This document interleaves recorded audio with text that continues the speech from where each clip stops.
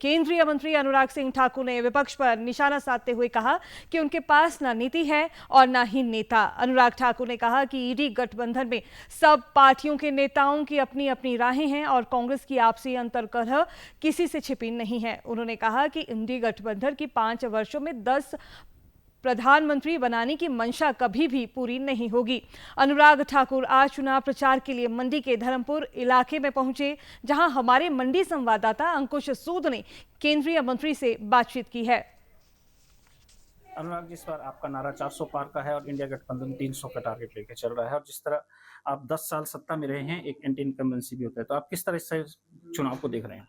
देखिए, विपक्ष के पास कोई मुद्दा नहीं, वो केवल एक मुद्दा लेके चले कि मोदी को रोकना है।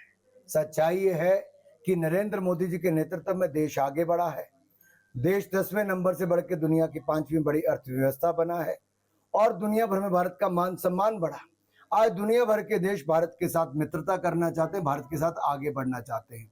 दुनिया का विकास आज भारत के साथ जुड़ा है। पिछले 10 वर्षों में 51 करोड़ 40 लाख से ज्यादा रोजगार पैदा हुए भारत में। ये अपने आप में बहुत बड़ा आंकड़ा है। भारत में 25 करोड़ गरीब गरीबी रेखा से बाहर आए, बहुत बड़ा आंकड़ा है। 4 करोड़ पक्के मकान, 12 करोड़ शौचालय, 13 करोड़ घरों को नल से जल, 10 करोड़ बहनों को रसोई गैस का सिलेंडर उज्ज्वला योजना में, 60 करोड़ लोगों को मुफ्त में 5 लाख का इलाज आयुष्मान भारत में, 80 करोड़ लोगों को मुफ्त में अनाज दिया और अब 80 करोड़ लोगों को मुफ्त अनाज मिलता रहेगा। 70 साल से ज्यादा वालों को मुफ्त में इलाज मिलेगा और 1 करोड़ बहनें लखपति दीदी बनी, अब 3 करोड़ बहनें कुल मिला के लखपति दीदी बन जाएंगी। जिस तरह केजरीवाल कह रहे हैं कि दोबारा अगर इस सत्ता में आते हैं तो संविधान खतरे में है, और जिस तरह अपनी भी वो बात करें कि वो दोबारा जेल में होंगे, इसको क्या कहना चाहिए? देखिए, निश्चित है कि केजरीवाल जी वापस जेल में होंगे।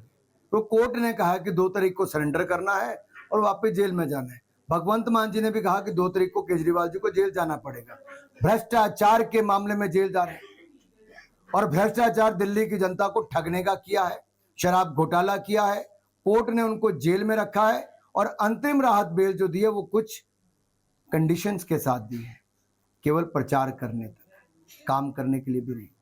इसलिए मैं आपसे कहता हूं, वो केवल अपनी रिहाई के लिए दुहाई लगा रहे हैं।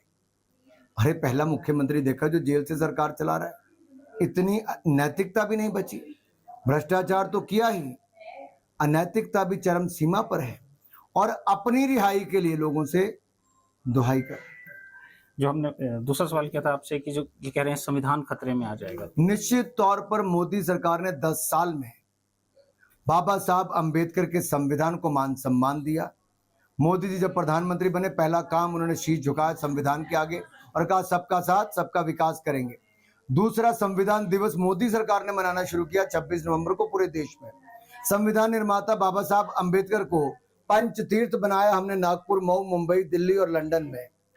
कांग्रेस ने तो बाबा साहब अंबेडकर को पार्टी से निकाला, चुनाव हरवाया, अपमानित किया, प्रताड़ित किया। मोदी सरकार ने उनको मान सम्मान दिया, राष्ट्रीय अवकाश भी उनके जन्म जयंती पर दिया। कांग्रेस के पास कोई मुद्दा ही नहीं।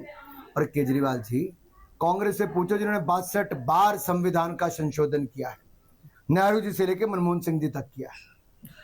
थे अनुराग ठाकुर, जो इस बार हमीरपुर से प्रत्याशी हैं और केंद्र में मंत्री हैं, जिन्होंने बताया कि किस तरह मोदी सरकार ने 10 साल में काम किया है और फिर जनता इनको क्यों मौका देगी। दूरदर्शन समाचार के लिए मंडी से अंकुश सूद।